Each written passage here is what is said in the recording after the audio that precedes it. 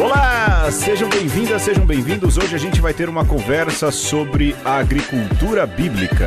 Eu sou o Pedro Luiz. Eu sou Alexandre Ferreira. Bom, Alexandre, o que a gente vai fazer? Eu acho que é um tema bacana de se trabalhar, né? A gente vive aí uma época de tantas exaltações, de tantas facetas do Brasil, inclusive o agro, né? E há uma confusão sobre aquilo que é a agricultura, o agro enquanto negócio, o que é a agricultura familiar. Fala-se também no movimento sem terra, né? Há um equívoco a respeito do movimento sem terra. Mas a gente vai falar da visão cristã a respeito da agricultura. Na verdade, uma visão bíblica a respeito da agricultura, né? O André Venan fala sobre o homem bíblico e Alexandre Ferreira e Pedro Luiz vão falar sobre a agricultura bíblica. É esse o nosso ensaio desse programa, não é isso? André Venan, eu gostei do Venan. Lembra quando ele foi lá na PUC? Prefiro esquecer. Olha, sério? Cara... o problema não é o agro, é o negócio. É o negócio. Exatamente, Alexandre, exatamente. Eu acho que você pegou ali na veia. O problema é o negócio. Mas tá aí, já que a gente tá nesse momento, não é? Agropastoril. Eu tava pensando aqui, Alexandre, lá pelo meio eu ia levantar essa lebre, mas eu acho que a gente já pode deixar aqui preparado que a gente precisa falar da pecuária bíblica. Porque hoje a gente tá falando de agricultura bíblica. Sim. Mas eu acho que estudando um pouquinho, eu acho que a pecuária bíblica dá mais negócio até do que verdadeiramente a agricultura bíblica, hein? Hein? A gente pode fazer um programa só sobre o boi, outro só sobre o boi, só sobre os cordeirinhos. Eu acho. Dá tema, cara. Eu acho que pecuária bíblica vem logo aí, um pouco depois do 250, ou antes. Pode ser o próximo, não sei. Vamos lá, Alexandre, vamos pro jogo. A gente pode esquecer e ficar no limbo? Pode também. Pode acontecer. Se a gente não colocar, por exemplo, na lista, o que a gente não tá colocando, que a gente tá gravando nesse momento, pode acontecer de nunca existir pecuária bíblica. Pode. Mas vamos lá pro jogo, Alexandre. Vamos lá. Alexandre, eu vou te pedir 4 vezes que você fale um número de 1 a 4. Então, nesse momento, fale um número de 1 a 4, Alexandre. 2. Ok, deixa eu marcar. Ok. De novo, fale um número de 1 a 4. 1. Ok. Agora me fale mais uma vez um número de 1 a 4, Alexandre. 3.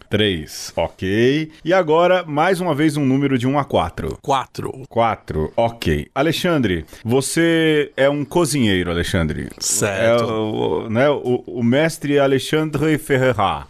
E você vai precisar fazer agora uma receita, me dizer como você vai elaborar uma receita e que nome ela vai ter. Uma receita que vai kiwi, certo? Farofa. Caramba.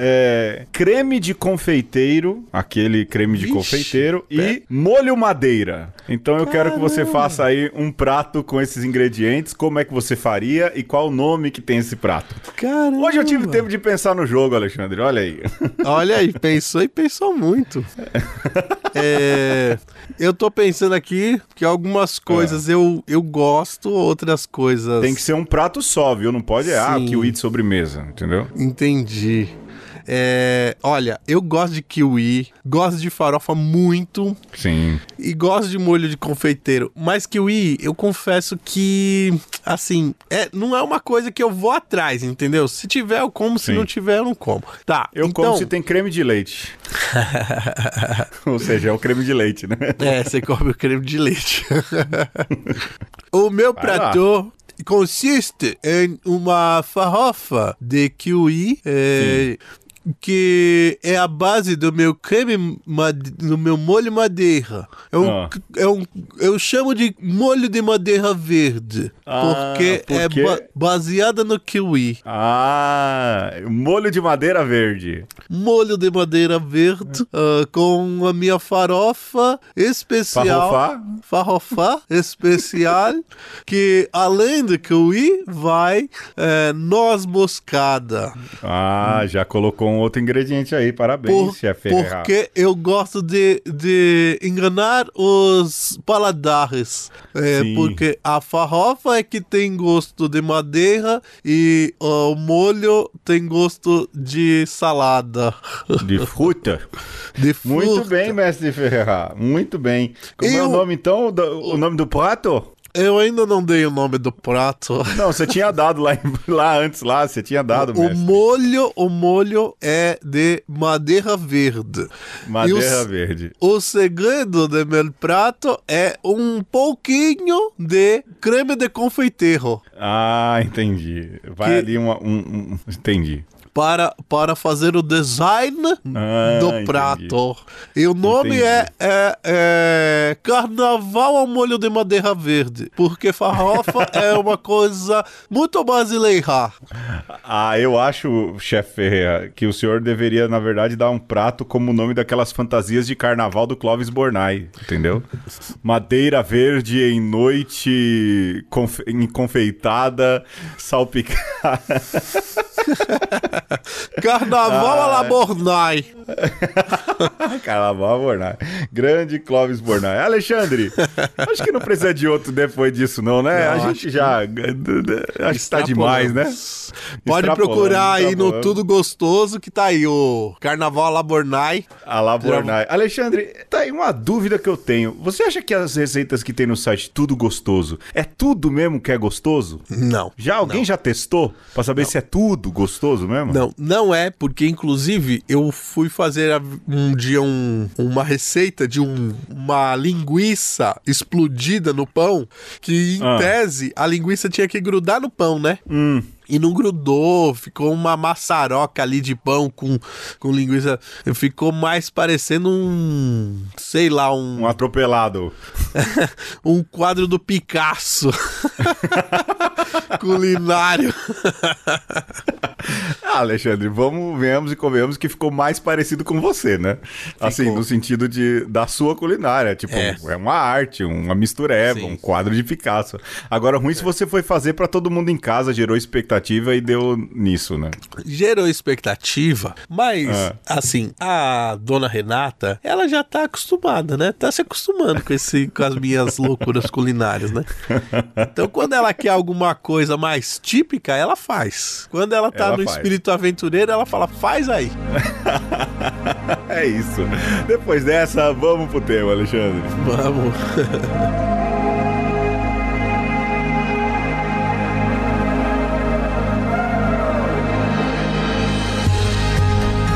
Deus plantou um jardim no Éden, no Oriente, e aí colocou o homem que modelara.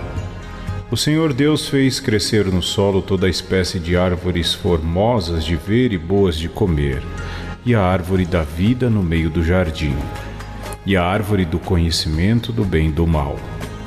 Um rio saía de Éden para regar o jardim, e de lá se dividia formando 4 braços. O primeiro chama-se Fison, rodeia toda a terra de Élvila, onde há ouro. É puro ouro dessa terra na qual se encontra o bdélio e a pedra de ônix. O segundo chama-se Queon, rodeia toda a terra de Cush. O terceiro rio se chama Tigre, corre pelo oriente da Assíria. O quarto rio é o Eufrates. O Senhor Deus tomou o homem e o colocou no jardim do Éden para o cultivar e o guardar. Bom, Alexandre, a gente tem aí algumas coisas, né? Porque, lógico, a gente poderia pegar aí, fazer um tratado sobre a agricultura bíblica e justificar algumas coisas, não justificar outras, mas eu acho que é muito mais um estudo bíblico a respeito da agricultura do que verdadeiramente uma doutrina social da igreja que envolva a agricultura. Eu acho que é mais um exercício, como eu disse, mais parecido com o Venan, ó, o Venan pela terceira vez aqui. Ai, né? Do que verdadeiramente falar o que a igreja pensa ou a doutrina católica pensa sobre isso. Algumas coisas aí são bem claras, não é? Agora, é lógico, falar de agricultura nas Sagradas Escrituras é remontar primeiro de que a Bíblia ela foi escrita em meio a um ambiente agrário, né? E a agricultura era parte fundamental daquilo que era a agropecuária, não no sentido que a gente tem hoje, né? Inclusive, Pedro, um ambiente agrário nascente, né? Quando essa tecnologia estava se desenvolvendo, estava nos seus primeiros passos. Sim, porque você saía do nomadismo, porque se você pegar, né, Alexandre, o início ali dos personagens bíblicos, das narrativas bíblicas, no início você tem uma característica forte que é o nomadismo, né? Que são o quê? Pega ali as tuas barracas, o teu povo vai pra cá, vai pra lá, e na verdade você vê a transição acontecer de uma cultura nômade que muda o tempo inteiro para uma cultura que de repente se assenta num lugar porque aprende a manejar a terra, a cuidar da terra, e aí então você cria uma cultura, né, antes se falava nomadismo, sedentarismo, né, mas o sedentarismo hoje ganhou uma conotação tão estranha, mas você fica mais ali naquele lugar, né, você fica ali situado naquela porção de terra. Né?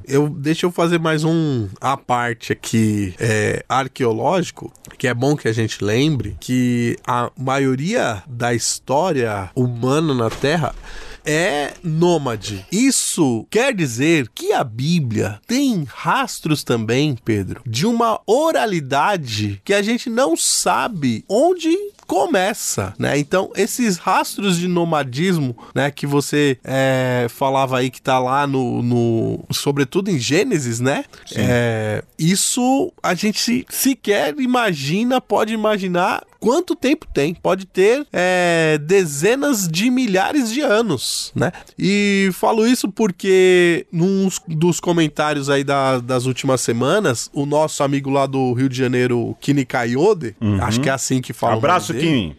Ele nos lembrava das ligações que existem entre as tradições africanas e as tradições judaicas e tudo, né? E isso é muito correto a gente, no mínimo, especular, né? Porque para essas culturas a oralidade é muito importante e geograficamente isso está ali tudo muito próximo, né? O chifre da África, a cultura etíope, Egito e Arábia. As nações africanas. Exatamente.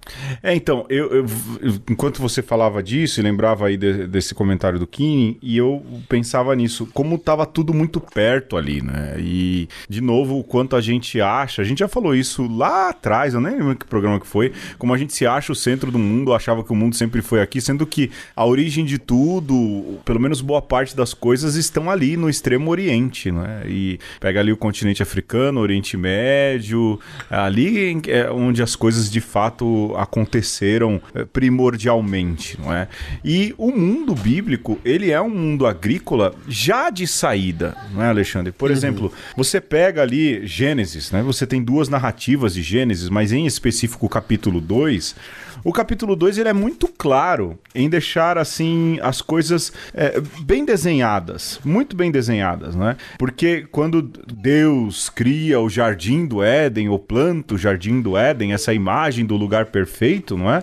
E coloca lá o homem que ele modelou, esse Jardim do Éden, que é um lugar etéreo, ou que é um lugar resguardado por Deus, ele tem localização geográfica, né? É curioso isso, né? Sim. Porque ele fala, olha, saiu um rio do Éden e lá, não é? Um rio saía de Éden para regar o jardim, de lá se dividia formando 4 braços. Aí tem Fison, você tem um rio Geon, você tem um rio Tigre e você tem o quarto rio, que é o rio Eufrates. O pai dos rios, Eufrates, né? O pai dos rios, cara. Eu lembro que, lógico, eu vim ter contato com esse texto bíblico mais a miúde. Eu tinha aprendido antes em história sobre rio Tigre e Eufrates, sobre as enchentes, não é? Sobre as enchentes do Tigre e Eufrates, que garantiam uma terra na qual era possível você plantar, colher, e o que garantiu alguma subsistência e fez com que essas tribos, na verdade, se assentassem ali. Então, já desde saída da Xuxa, desde saída, lógico, a gente está usando, e lembra que o Gênesis ele é um poema que tenta explicar que Deus é o Criador, mas há uma clareza muito grande dessa influência. Tigre e Eufrates, eles foram fundamentais para o assentamento, não é? Para esse crescimento da agricultura, mas para esses povos deixarem mais ou menos o nomadismo, viverem uma característica mais diferenciada, e é aí onde está também para Gênesis, ou pelo menos para o redator do 2º capítulo de Gênesis, essa realidade. É dali que tudo começa, né? E ali tem sua importância. O Tigre e o Eufrates e toda a vida que ele gera em torno dele, ele é uma criação de Deus, uma bênção de Deus, né? Isso é muito interessante, né? Sim. É você pensar que Deus, depois do ato primeiro da criação ali dos 7 dias, ele vai ser um agricultor que vai cultivar um jardim, e esse jardim primordial é onde o homem vai ser também cultivado, se você parar para pensar, né, que é o palco ali das primeiras experiências humanas, liga a ideia de civilização ou de um primeiro humanismo, sobretudo do ponto de vista bíblico, muito ligado à agricultura. É como se a agricultura fosse o primeiro passo para tirar o homem do seu estado, digamos, não diria selvagem, né? Porque pensando em selva, esse homem não seria selvagem, porque ele já teria saído da selva, mas da sua condição, digamos... Precária ou de sobrevivência. Ele passa a experimentar a abundância, né? Sim. Começa a viver uma outra realidade na qual ele acaba tendo um pouco mais de controle também. Porque uma coisa é você viver, olha, morre aqui, vai ali, outra coisa é você ter um controle maior. E ainda habitando nessa seara do Gênesis, Alexandre, não tem como falar do primeiro conflito, porque há várias leituras da cena de Caim e Abel, né? Uma oferta às coisas da terra, Caim, e Abel acaba fazendo uma oferta animal, não é? E é curioso que na redação de Gênesis, não é? Quando Abel oferece as primícias as primícias e a gordura do seu rebanho. E aí diz que o Senhor agradou-se de Abel e de sua oferenda, mas não se agradou de Caim e de sua oferenda. O Saramago escreveu um baita livro sobre isso. Há diversas obras que tentam esmiuçar essas questões, mas eu gosto muito do comentário da Bíblia de Jerusalém. Bom, o comentário da minha Bíblia de Jerusalém de 2002. Eu vou pegar aqui, né, vou cometer o pecado de não citar quem é o redator dessas notas, né, ao menos essas notas dessa edição, mas coloca que é o início desse conflito, a primeira menção bíblica de Deus que se favorece do mais jovem. Davi e os seus irmãos, Jacó e Esaú, e aí Caim e Abel. A coisa vai muito por aí, não é? Mas, de fato, há ali um demérito ou um olhar menos carinhoso de Deus para o agricultor. Tem uma outra chave, né, Alexandre, que tem a ver com boi, não é isso? Que a gente aprendeu lá com o Pedrinho? Tem, e tem uma outra interpretação de que Caim, além de agricultor, ele já seria aí também o primeiro ferreiro, né? O ferreiro primordial, inclusive... Alexandre o Ferreiro. Ah, total, filho de Caim, com certeza. Aê! E olha só, quando você pensa nessas sutilezas, né, alegóricas e tal, dá para imaginar que o agricultor, ele cultiva a terra, mas mexendo na terra ele descobre os minérios e porque já está assentado, ele também vai cultivar os metais, né? O que leva a entender também que Abel, por ser o, digamos, pecuarista, ele se assenta depois. É como se a pecuária fosse uma tecnologia mais nova, né, do que a agricultura. Claro que essas coisas nascem juntas, né? Não dá muito para dissociar assim, mas a gente percebe que existe aí quase como se fossem dois partidos, né? Aqueles que estão ali mais ligados à terra, que são ferreiros e que cultivam a agricultura, e outros que ainda mantêm um rastro de nomadismo, mas também que começam a se apropriar das técnicas do cuidado dos animais e do pastoreio, né? E que essa demanda aí entre esses dois partidos, ou de repente tribos vizinhas e rivais, né, e irmãs ao mesmo tempo, elas são paradigmas de todo conflito, né? Como se sempre que houvesse pessoas com divergências, você tivesse criando ali, mais uma vez, um ambiente propício para que Caim e Abel se repetisse na história. Sim, sim. Aquilo, né? É curioso como um trechinho tão pequeno, ele gera a possibilidade de múltiplas interpretações, né? E interpretações, assim, muito interessantes. Alexandre, eu acho que já que a gente tá nessa seara ainda do Antigo Testamento, eu acho que vale a pena. O Alexandre me lembrou aqui de duas coisas, que é a questão presente em Deuteronômio e em Levítico, que diz respeito à partilha, à agricultura e à partilha. Eu acho que a gente poderia pensar nisso para depois falar aí das festas agrícolas que acabam ditando o ritmo, não é? Primeiro, Deuteronômio, né? Que Deus institui o dízimo, mas o dízimo como uma partilha para proporcionar uma espécie de igualação social, não é? Porque, lógico, há uma preocupação específica de Deus. Deus quer que o povo seja feliz, não é? E mais do que isso, seja um povo acolhedor, capaz de acolher aqueles que estão de longe, né? Acolher a viúva, o órfão, o estrangeiro, não é? Mas nesse sentido de que aquilo que é produzido, e isso está muito presente também no Gênesis, né? De que aquilo que está produzido, o homem deve dominar, mas deve dominar como Deus domina. Não dominar no sentido de ser dono, de se apossar, mas dominar no sentido de cuidar, né? De garantir cuidado, né? O homem do Antigo Testamento, em momento algum, ele se sente, Pedro, dono de fato dos frutos da terra.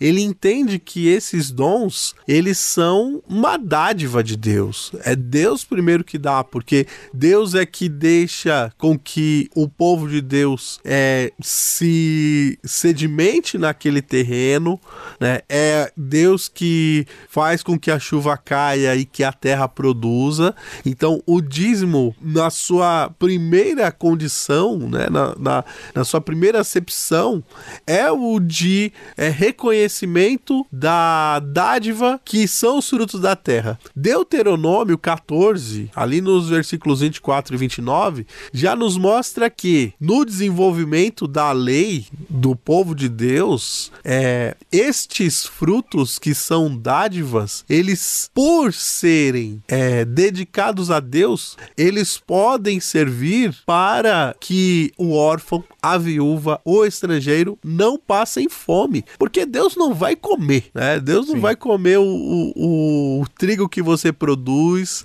não vai beber o vinho que você pisou. Então, é como se Deus estivesse falando: a minha parte, você reparta com aqueles que pouco ou nada têm. Sim, sim.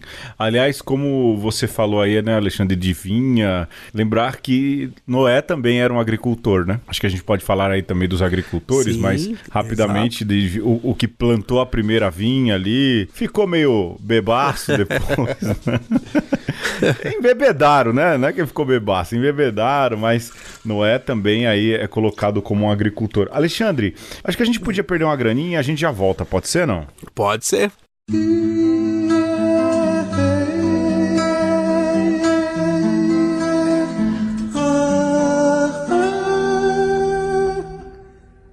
Debulhar o trigo, recolher cada bago do trigo, forjar no trigo o milagre do pão e se fartar de pão.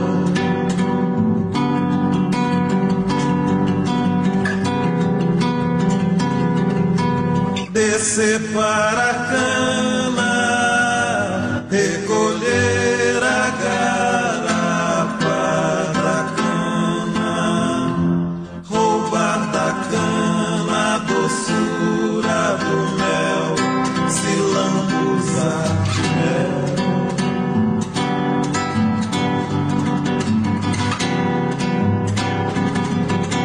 Afagar a terra, conhecer os desejos da terra, se o da terra propicia a estação e fecundar o chão.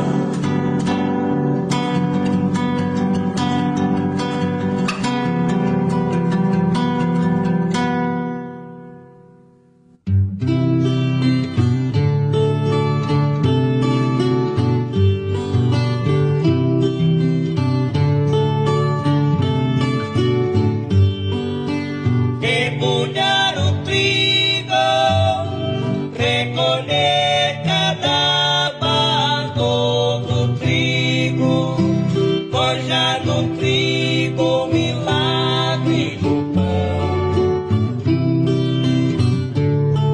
e se fartar de pão.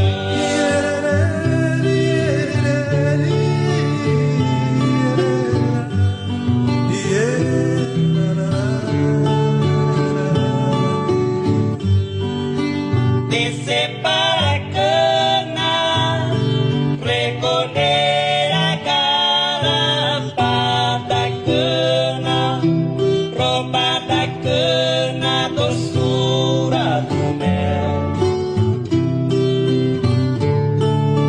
lambuzar de mel.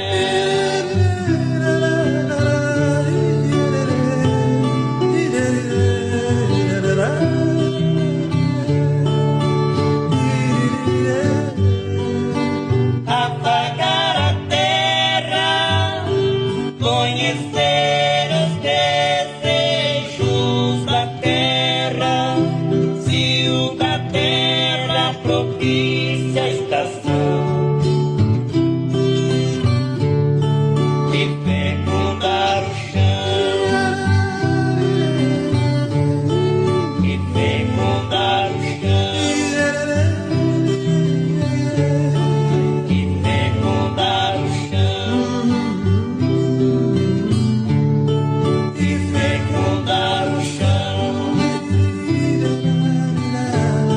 e fecundar o chão, e fecundar o chão. E neste episódio nós estamos falando sobre agricultura bíblica. E como a gente já terminou o último bloco falando, para o povo de Deus, o fruto da terra é dádiva. E outra concepção importante é que o homem não é dono da terra. A terra a gente pode dizer que também é dádiva, mas sobretudo com a teologia da criação, a gente pode dizer que a terra é nossa irmã. Então, lá em Levítico 25, dos versículos de 1 a 7, né? Existem outras passagens que fazem menção a isso. E vocês notem que a gente está citando aqui livros legislativos do Antigo Testamento. Mas em Levítico... Em Levítico 25, nós vemos a tal da lei do ano sabático da terra, né? Assim como o homem pode descansar, a terra também deve descansar, porque ela também merece descanso, né? E isso é muito interessante quando você pensa em termos de, num mundo agrícola, como que esses homens e essas mulheres estão olhando para a terra e conseguem perceber, essa terra está cansada. Essa terra, se a gente continuar insistindo, vai ter uma hora que ela vai deixar de ser fértil. Sim, sim. Esse cuidado, não é? E tratar... E aí as pessoas reclamam muito do Papa Francisco, né? Que falam do cuidado da terra. Mas há um fundamento bíblico nisso, né, Alexandre? De cuidar, porque até a agricultura de monocultura que existe hoje sabe que precisa cuidar da terra para que não se perca, né? Lógico, a gente não sabe os efeitos a longo prazo dessa monocultura, desse estilo de plantio e tudo, mas é fato, né? Há uma necessidade do cuidado, do descanso. Não é uma antropologização, antropomorfização da terra, mas é lembrar que é um organismo vivo também, né? E que, como tal, também precisa desse intervalo, desse descanso, desse parar. Isso é algo, às vezes, muito especial, elencado aí pelas Sagradas Escrituras, e que a gente, enquanto ser humano, esquece. Se a gente esquece isso pra gente, quanto mais a gente vai esquecer para aquilo que não grita, né? Pelo menos não grita num curto prazo, né? A Terra não grita num curto prazo, ela grita a longo prazo. Quando a gente vai dar conta dos problemas, a Terra já tá superaquecida, a fumaça da Amazônia já tá vindo aqui para São Paulo, não é? Quer dizer, o estrago demora, é um sofrimento de longo prazo, não é? Mas esse cuidado com a criação, não é? E, lógico, não só a terra, os animais também, mostra esse sentido de que tudo está vivo, tudo está conectado. Leia um pouco o nosso programa sobre a querida Amazônia. Leia não, né? Ouça o nosso programa sobre a querida Amazônia, né? E ali a gente fala muito disso, não é, Alexandre? Eu acho que é importante resgatar essas coisas que são primordiais, e se fala tanto de seguir a Bíblia, tanto de seguir as Sagradas Escrituras, mas, por exemplo, essa é uma coisa que é deixada de lado, né? E é uma sabedoria deixada de lado, né? Se você pensar em termos de sabedoria antiga, e a gente aqui no Brasil tem todo o direito, e eu diria ainda que a gente tem toda a necessidade de conectar essa sabedoria antiga com outra, tão antiga quanto, que é aquela dos povos indígenas, nós poderíamos dizer que em toda essa trajetória do povo de Deus, né, do povo de Israel, que vai para nós cristãos culminar em Jesus, a gente pode dizer, Pedro, que de fato o que existe não é uma antropomorfização da terra, mas o contrário disso, que é muito mais sério, é uma geomorfofização né, do homem. Então, o homem que é feito do barro, o homem que precisa da terra prometida, o homem que precisa ser também plantado. Se você pensar em Cristo e na cruz, né, a salvação, ela é fruto da árvore cruz, né? Então, esse mundo agrícola forja a cabeça deste povo e, consequentemente, forja também a nossa cabeça, a nossa mentalidade, a nossa espiritualidade. Então, olhar a terra, encantar-se com a terra, entender a terra como viva, e as florestas e o matinho como seres também que sentem, que a gente tem que praticar a hospitalidade para com eles, tem que alimentar e tem que dar de beber.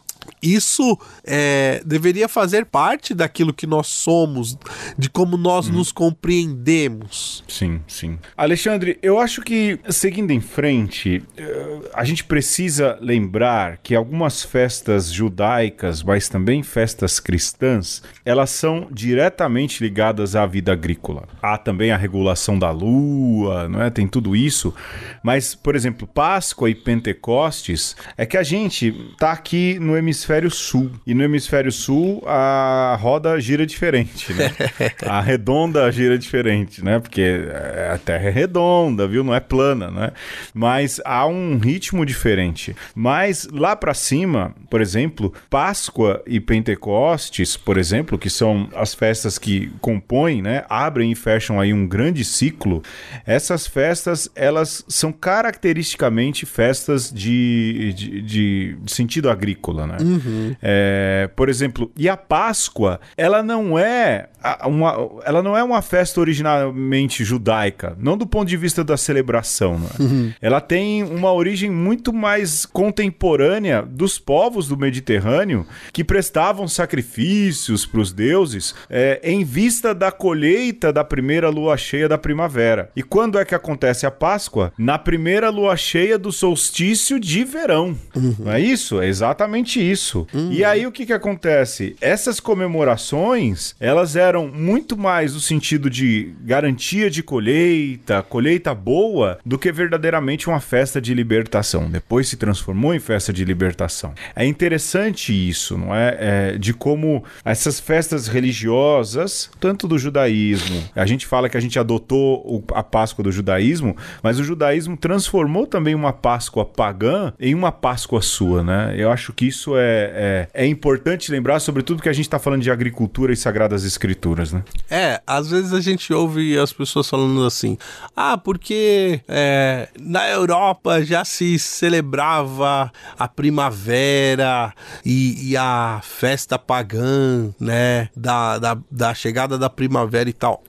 Calma lá, né? Porque isso que o Pedro traz nos lembra que a Páscoa judaica, ela já é pautada numa tradição anterior, e lembrar que tudo isso tem a ver com o mundo agrícola significa que alguém começou a cultivar a terra e que essas marcações do clima, que também tem a ver com essas marcações astronômicas, elas vão no pacote. Então, alguém começou essa tradição, né? Espalhou isso pelo Mediterrâneo, depois isso é levado, sim, para a Europa, né? E depois também para outras partes do planeta e tudo.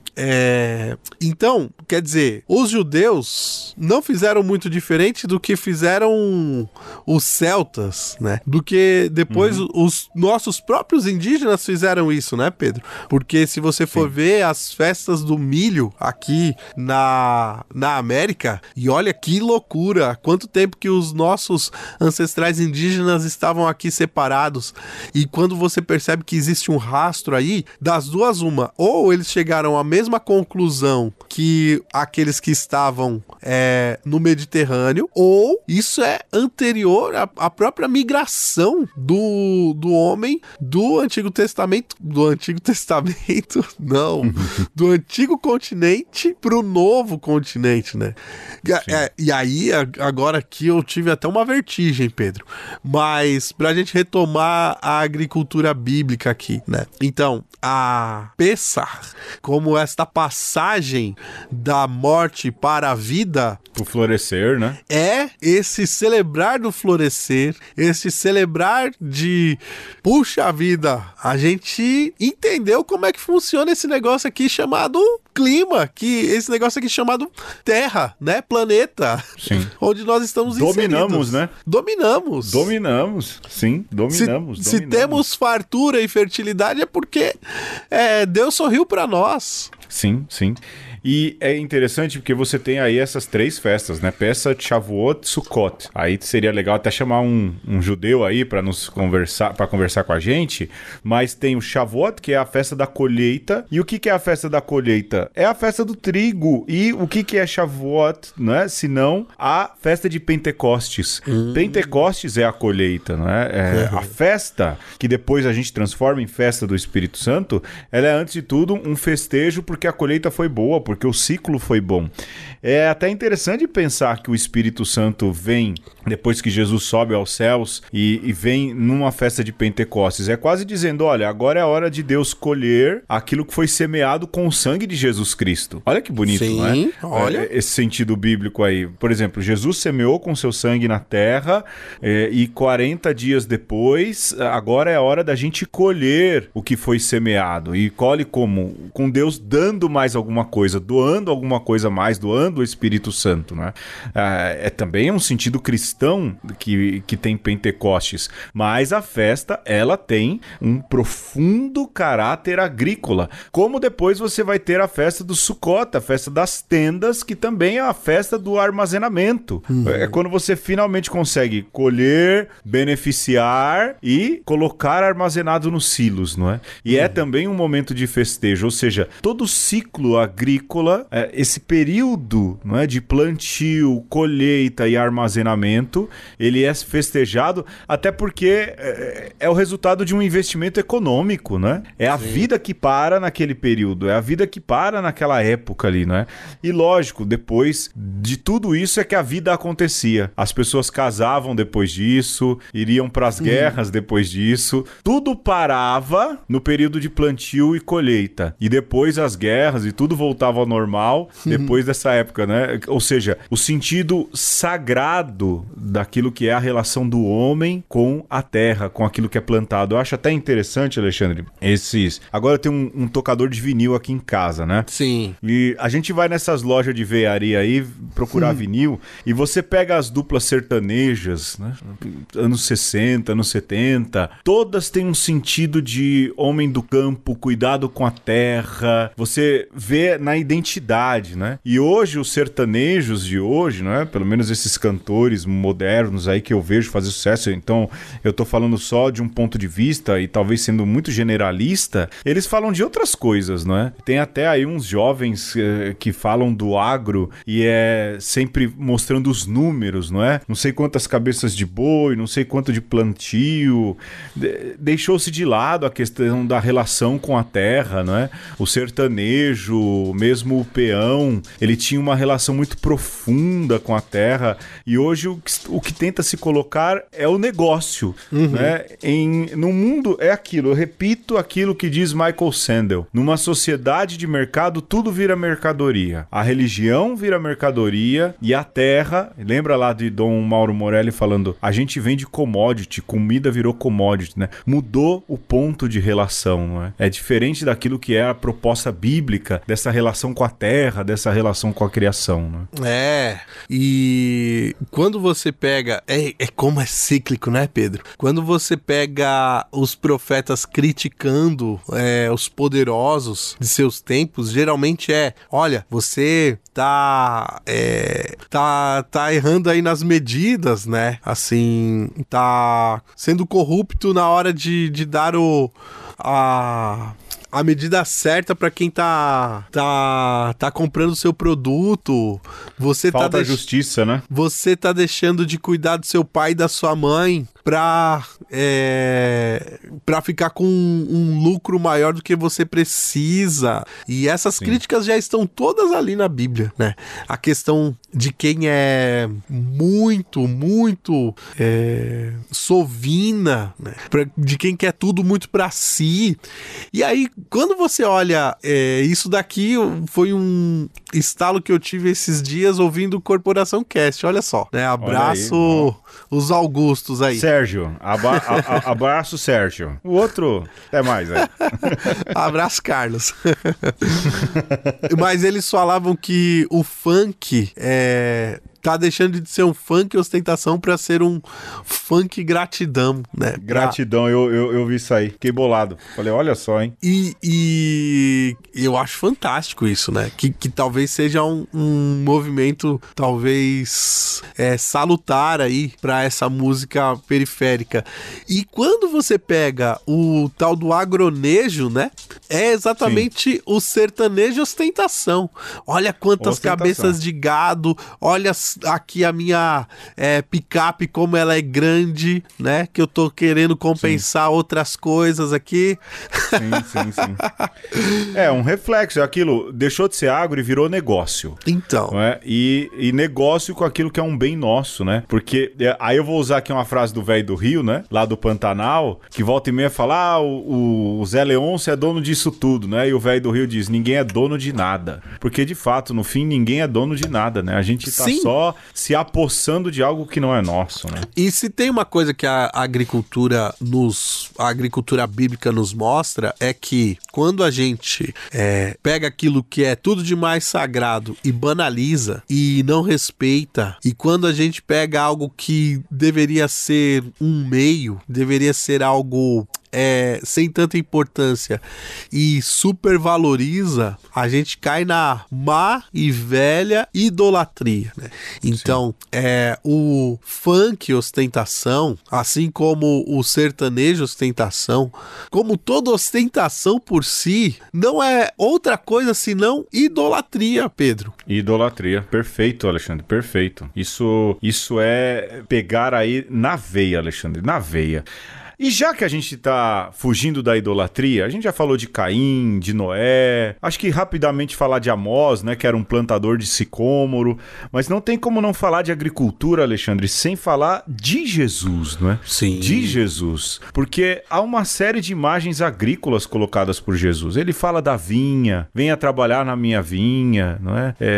Mas para mim, o que mais chama a atenção, e talvez essa seja a melhor imagem agrícola que existe, é a parábola do semeador, né? Depois o Alexandre pode aí, se tiver a dele, falar a dele, não é? Mas ele fala, né, do semeador que saiu a semear e ali pega 4 campos diferentes e depois diz que o semeador é o filho do homem, não é? Ele é que é o grande semeador dessa grande colheita. Mas nesse jogo de imagens criadas por Jesus Cristo, para mim, o que mais chama a atenção é que, por mais que hajam terrenos difíceis, né, o terreno pedregoso, o terreno que fica à beira do caminho, aqueles que têm erva daninha, que os pássaros comem, ele não deixa de semear, não deixa de cumprir ali a sua função de generosidade. Ele é generoso em derramar sementes. E não importa se o terreno é bom ou ruim, ele vai continuar sendo generoso. Mostra que esse semeador, ele não regula, não é regulado. Ele não fica, para esse eu vou,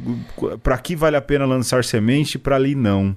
E talvez essa deveria ser a visão daquilo que é o pensamento da agricultura bíblica. Generosidade. Generosidade. Não generosidade no semear, porque aqui é a imagem do semeador, mas a generosidade no sentido de pensar que nós somos um dos maiores produtores agrícolas do mundo, e aí a gente tem um número gigantesco de gente com fome. Não é? E no meio disso tudo você coloca um discurso conservador, cristão, de uma nação que se diz cristã e que diz que o presidente é enviado por Deus, não é? E ao mesmo tempo a gente vive essa discrepância, esse paradoxo enorme, sendo que a maior referência para o agricultor deve ser aquele que se diz ser o semeador, o que planta e o que vai colher, não é? Que é o próprio Cristo, que é generoso, é abundante e mais do que isso, não faz distinção.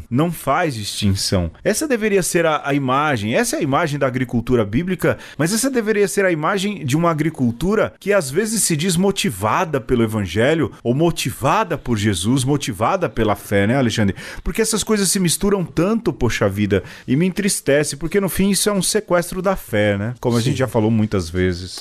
Um sequestro da fé, um sequestro da vida, e mostra como que o capitalismo é o próprio anticristianismo, né? Sim. Você citava essa parábola que ela é fundamental pra gente entender o cristianismo, que é a do semeador, mas mais fundamental ainda que essa parábola, a própria imagem da semente, né? O próprio Jesus vai falar que a semente, se ela não cai na terra, ela não gera fruto, né? A semente como esse próprio símbolo da ressurreição, isso é tão catequético, mistagógico, isso é tão ligado à própria ideia do cristianismo, né? De como isso deve ter fecundado a fé, as ações dos primeiros cristãos, os mártires, né?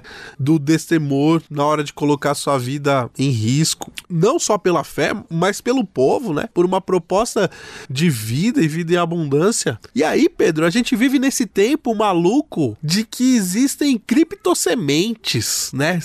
Sementes geneticamente modificadas. Se essa semente, que ela é ao mesmo tempo tão abundante, se ela cai na minha mão, e como eu não domino o manejo dessa semente transgênica, eu não consigo plantar, e essa semente não vai dar fruto na minha mão.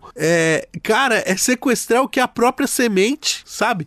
É distorcer a criação de um jeito tão malévolo. E aí, a narrativa, a lição que eu gostaria de trazer aqui nesse episódio é a que está lá em Lucas 12, né? A partir do versículo 13, que Jesus fala do rico insensato, que fala, olha, a minha colheita esse ano tá estrumbando. Chuchu. Rapaz, esse ano eu estourei no norte. E o que eu vou fazer? Vou derrubar o meu celeiro. Vou arregaçar com tudo, vou construir celeiros maiores para poder recolher tudo isso. E aí, a gente não pode esquecer que no tempo de Jesus, um celeiro também que existia era o próprio templo, Pedro, né? O templo era esse lugar onde as coisas de todo o povo de Israel ficavam ali como que uma parte, né? Era um repositório das coisas de Israel. E Jesus é aquele que vai falar, olha, não vai destruindo o templo assim, né, para construir outros maiores, porque pode ser que você não passe dessa noite, né? Então, onde está a vida? A vida está em exatamente você dar a vida ao outro. Não é no seu grande celeiro, não é na sua grande conta bancária, não é você ter uma renda per capita de um país que, uau, né? Esse país é um grande produtor agrícola, enquanto outros tantos morrem, né? Porque quando um brasileiro morre o Brasil inteiro. Exato. Quando morre um ser humano, morre a humanidade inteira. Né? Eu acho que isso, passando pro Brasil, mostra exatamente, às vezes, o quanto a grande nação cristã está cada vez mais distanciada do que é o pensamento do próprio Cristo. Alexandre, e Pedro, diga. Só pra gente terminar, e nisso tem uma coisa que a gente não pode perder de vista também. E o problema não é morrer, é porque se morre. Não, exato. Morrer é uma graça, né? O problema é não cuidar da vida. E o porquê se morre. Como você tá dando sentido pra essa morte, né? Se você morre porque você tá defendendo a vida, a sua vida prospera na outra vida, né? Mas se você morre, se alguém morre porque de alguma maneira, por omissão, você ajudou a matar, isso vai ser lhe cobrado por Deus no dia do juízo. Alexandre, eu fico por aqui. Acho que deu, né? Ou se deu. Aguarde o Pecuária Bíblica não sei quando. Um beijo. Um abraço e um aperto de mão e um beijo na terra, como fazia São João Paulo II. Amém, aleluia. Amém. Aí, até semana que vem. Tchau, tchau. Havia um papagaio que chamava Reginaldo, com uma vida natural no meio do Pantanal. Amigo da graúna, tartaruga do tatu, vagalume da cutia, jacaré e jaburu. Tinha flores, tinha frutos, tudo era uma beleza. Todo mundo em equilíbrio com a mamãe natureza. E na árvore, na montanha, tinha um galho, e no galho Reginaldo fez seu ninho. Ó que ninho, lindo ninho, ai, ai, ai, que amor de ninho. O ninho no galho, o galho na árvore, e a árvore na montanha, olê, iaô. A árvore na montanha, olê, iaô. A árvore na montanha, olê, iaô. A árvore na montanha, oh. Mas um dia Reginaldo conheceu um novo bicho que surgiu tão de repente, meio feio e esquisito, pois andava em duas patas, tinha boca sem ter bico. Quem será esse intruso que parece o chimpanzé? Será que come papagaio? O que será que ele quer? perguntou ao vagalume como chama esse bicho. Esse bicho chama homem, chama humano, chama gente. Chama moço, chama cara, chama como se quiser. Que será que ele quer? Reginaldo viu que o homem era sem educação, pois cortou a sua árvore sem nenhuma explicação. E cortou aquele galho, nem ligou que tinha um ninho. O seu ninho bonitinho, feito com o maior carinho. Reginaldo não gostou e foi falar com aquele moço. Por um triz que um machado não cortou no seu pescoço. Mas a vida continua, foi fazer sua malinha, deu adeus à sua casa, foi dormir com as andorinhas que arrumaram uma caminha toda feita de peninhas. Ai, ai, ai, mas que amiguinhas bonitinhas. Quando todos já dormiam, acordaram de repente. Era um fogo que queimava o que via pela frente. Um barulho, gritaria, jacaré pra todo lado, tatu de rabo queimado, e a tartaruga que pedia uma ajuda pra correr. E a graúna procurava alguma água pra beber. Reginaldo, assustado, bateu asas e voou. Quase morre sufocado na fumaça que soprou. Só voltou de manhãzinha para ver o que restava. Onde estavam seus amigos e a floresta que ele amava. Que foi feito do seu mundo, ó que mundo, vasto mundo. Ai, ai, ai, que amor de mundo. O mundo mudou. Reginaldo ali sozinho, bem quietinho, ele chorou. Tudo tinha se perdido, o seu mundo acabou. Sentado numa pedra, um barulho ele escutou. Quando viu já era tarde, era cocô que desabava. De um bombom de boi malhado que agora lhe pastava. Quase enterra Reginaldo de maneira mais bizonha. Mas que boi mais sem vergonha. Ainda veio com esse papo que lugar de papagaio é em cima de um galho. Ai meu galho, lindo galho, onde foi parar meu galho? O galho na árvore e a árvore na montanha. Olê, iaô. A árvore na montanha, Mas o fato é que a floresta virou um imenso pasto. E o pasto é um vazio, com os bois comendo mato, sem contar com o cupim e um monte de carrapato. Reginaldo, desolado, foi voando assim sem rumo e falou para si mesmo: tudo bem, eu me acostumo. Quando então, ó que surpresa, um pau reto ele avistou. Mas que estranho objeto, era um poste de concreto. E no alto desse poste ele fez um novo ninho. Ó que ninho bonitinho. Ai, ai, ai, que amor de ninho. O ninho no poste, o poste no pasto.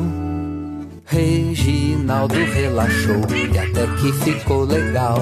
Cantava pra esquecer como era o Pantanal. E ali se acostumou com os bois parados de bobeira, comendo capim verde pra acabar na churrasqueira. Mas vejam só a peça que o destino lhe pregou. Foi comer um grão de bico e uma arapuca o pegou. Reginaldo foi caçado por um homem bem matreiro e vendido na gaiola para um grande fazendeiro. E aprendeu a falar palavras, repetir tantas bobagens. Pra que serve um papagaio aprender nossa linguagem? E cortaram sua asa, suas penas bem no meio, pra que ele não voasse e vivesse num puleiro. Ai, ai, ai, mas que fuleiro! O puleiro no galho, o galho da árvore. E a árvore na montanha, olê, iaô. A árvore na montanha, olê, iaô. A árvore na montanha, olê, iaô. A árvore na montanha, olê. Vamos cantar pro Reginaldo! Ei, todo mundo! A árvore na montanha, olê, iaô. A árvore na montanha, olê, iaô. A árvore na montanha, olê, iaô.